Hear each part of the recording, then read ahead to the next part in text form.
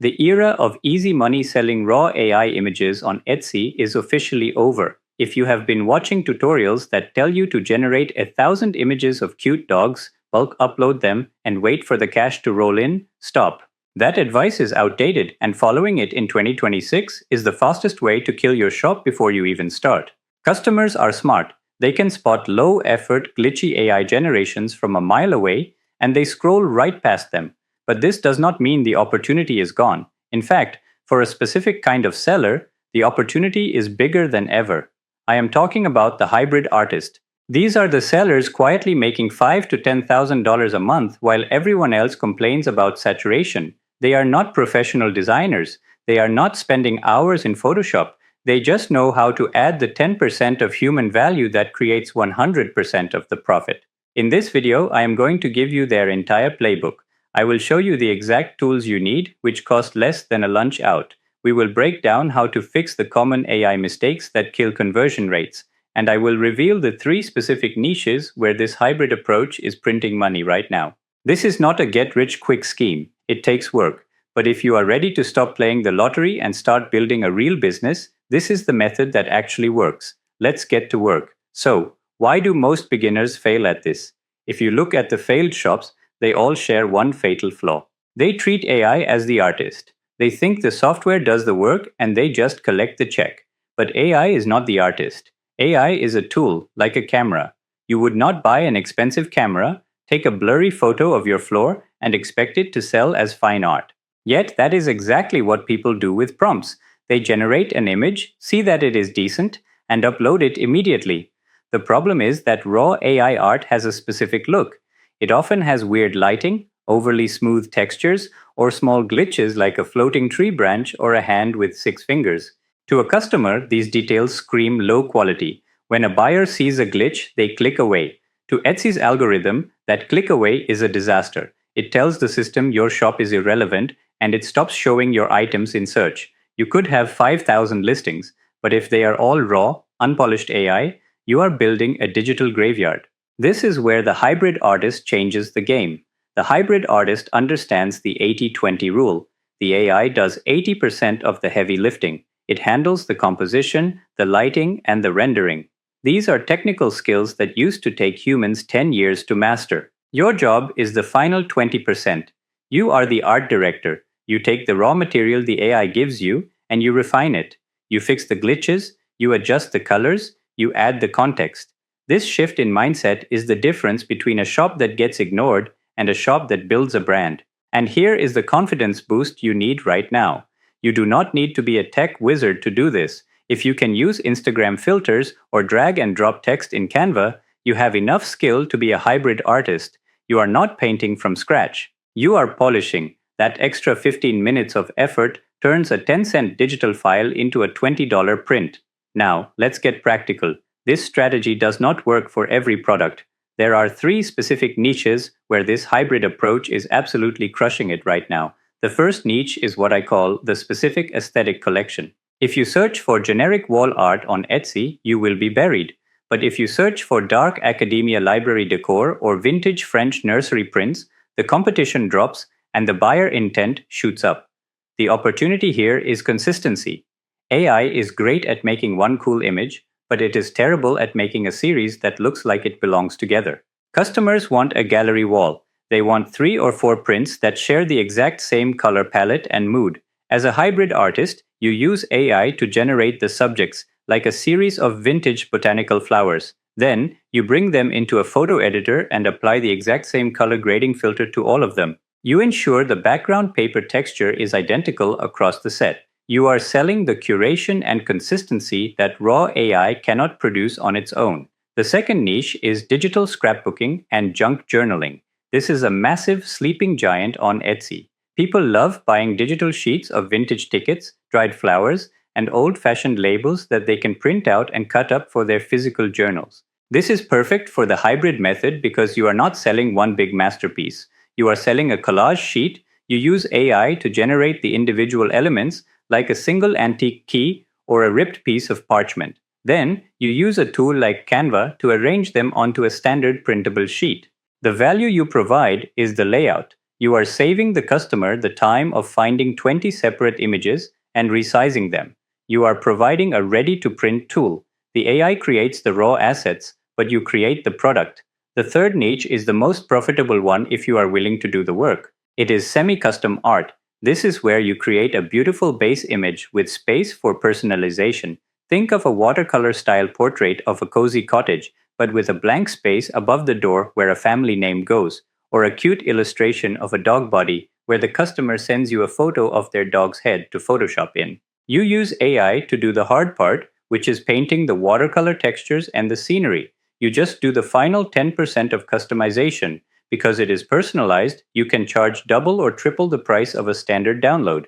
Pick one of these three niches. Do not try to do all of them, just pick the one that interests you the most. Now let's talk about the tools. You might be worried that you need expensive software, but the barrier to entry here is incredibly low. For the generation engine, I still recommend Midjourney. It is simply the best at understanding artistic style and lighting. It costs about $10 to $30 a month. If you are on a strict $0 budget, you can use Leonardo AI or Microsoft Designer, which have free tiers. But if you can afford it, Midjourney is the industry standard. For the editing, you need a design tool. If you know Photoshop, great.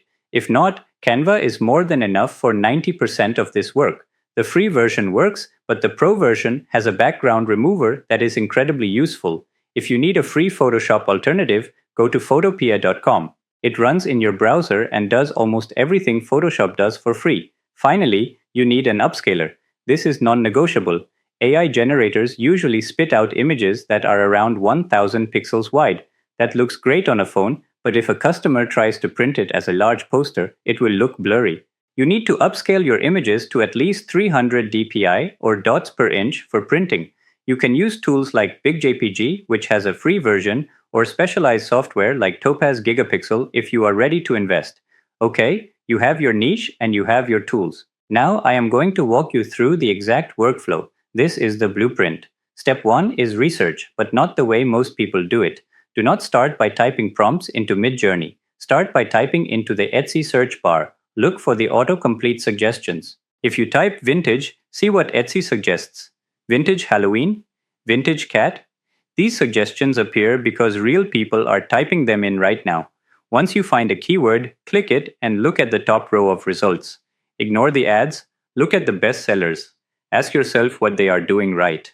Is the image vertical or horizontal? Is the background pure white or is it a textured paper look? What colors are dominant? You are not looking to copy them. You are looking to understand the visual language of that niche. If every bestseller in the nursery decor niche uses pastel colors and you try to sell neon bright art, you will fail. You need to fit in to stand out. Step 2 is generation. This is where you go to your AI tool. The key here is to prompt for the style, not just the subject. Don't just type a cute bear. Type a cute bear, vintage storybook illustration, watercolor texture, soft pastel colors, white background. You will need to run the prompt a few times. This is the curation part of your job. You are the director, auditioning actors. Reject the ones with 3 legs. Reject the ones with creepy eyes. Pick the one that makes you stop and say, wow. Step 3 is the hybrid fix. This is the most critical step. Take that best image and download it. Now, look at it closely. Zoom in. Is there a weird extra finger? Is there a smudge that shouldn't be there? Take it into Canva or Photopea. Use the healing brush or a simple patch tool to remove the glitches. If the eyes look a bit dead, which happens a lot with AI, add a tiny white dot of reflection to the pupil. It sounds small, but that tiny spark of life is what makes a buyer connect with the image. Then, do your color correction. AI often outputs images that are a bit flat or gray. Boost the contrast slightly. Add a tiny bit of warmth if it is a cozy image. This takes 30 seconds, but it makes the image look finished. Step 4 is the upscale. Take your polished image and run it through your upscaler. You want to aim for a file size that can print at least 24 by 36 inches at 300 dpi. Here is a technical detail that trips beginners up. Most AI images come out at 72 dpi, which is screen resolution. Printers need 300 dpi. If you upload a 72 dpi image to Etsy and a customer prints it, they are going to leave you a 1-star review saying it looks pixelated. The upscaler solves this. It uses AI to fill in the missing details as it makes the image larger. Step 5 is the mockup. You cannot just upload the digital file as your listing image. It looks boring and cheap. You need to show the customer what this art looks like in a real room. You can find frame mockups on Etsy itself or sites like Placeit. These are photos of beautiful empty living rooms with blank frames on the wall. You digitally paste your art into the frame. When a customer is scrolling through Etsy, they aren't buying a JPEG file. They are buying the feeling of a cozy living room. They are imagining that art above their own couch. Your mockup bridges that gap for them. I know this sounds like a lot of steps: research, generate, fix, upscale, mockup. But here is the reality. The first time you do this, it might take you an hour. The second time, it will take 40 minutes. By your 10th image, you will be flying through this workflow in 20 minutes flat. And remember, you do this work once. Once the file is created, polished, and uploaded, it can sell 1,000 times without you ever touching it again. That is the definition of building an asset. Now, let's talk about getting found. You can have the most beautiful hybrid art in the world, but if the Etsy algorithm doesn't know what it is, you are invisible. This is where most creatives give up, but the truth is, SEO isn't magic. It is just a matching game. The biggest mistake beginners make is describing their art like an artist, not a buyer. An artist says, whimsical forest scene. A buyer types, green nursery wall art sage. See the difference? One is poetic, the other is specific. Here is the rule you need to follow. The long tail rule: never use a keyword that is just 1 or 2 words. Wall art is too competitive, you will never rank for it. Instead, aim for phrases that are 3 or 4 words long, like vintage French kitchen poster or moody dark academia print. These specific phrases have less competition and higher intent. The people searching for them essentially have their credit cards in their hands. They know exactly what they want, and if you show up, they will buy. Now that you have the strategy, I want to give you a specific 30-day action plan to get your first sale. Do not try to launch a massive store overnight. That leads to burnout. Instead, commit to the one-a-day method. For your first week, spend every day just researching and generating your base images. Build up a library of about 10 to 15 solid, polished hybrid designs. Do not upload them yet. In week 2, start your shop. Upload one listing every single day at the same time. Etsy's algorithm loves consistency. It shows the system that you are an active, reliable seller. By the end of the month, you will have 30 high-quality listings. This is the reality check. You don't need hundreds of products to make money. You need 20 to 30 excellent ones that target specific search terms.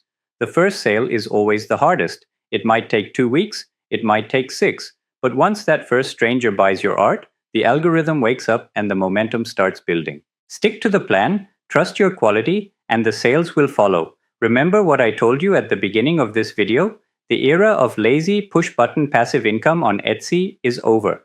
But the era of the hybrid artist is just getting started. You now have the exact blueprint. You know the niches that are actually selling, you know the tools that cost almost nothing, and most importantly, you know the workflow that separates the professionals from the spammers. The secret isn't generating 1,000 images, it is caring enough to polish just one. Here is exactly what I want you to do right now. Don't worry about opening your shop today. Don't worry about SEO keywords yet. Just pick one of the 3 niches we discussed. Open up your generator, create one base image, and spend 20 minutes fixing it in Canva or Photopea. Just one image. Prove to yourself that you can take a raw AI generation and turn it into a finished piece of art. Once you see that transformation happen with your own eyes, the intimidation fades away. You will realize that you aren't just using software, you are building a skill that pays. A year from now, you could have a shop with 300 high-quality assets generating daily sales, paying for your groceries or your rent. Or you could still be watching tutorials wondering if it is too late to start. The only difference is whether you take that first step of refining instead of just generating. If this was helpful and you appreciate a no-hype approach to building income with AI, please subscribe. My goal is to keep showing you real strategies that work for normal people without the fake promises. Go create that first design, and I will see you in the next one.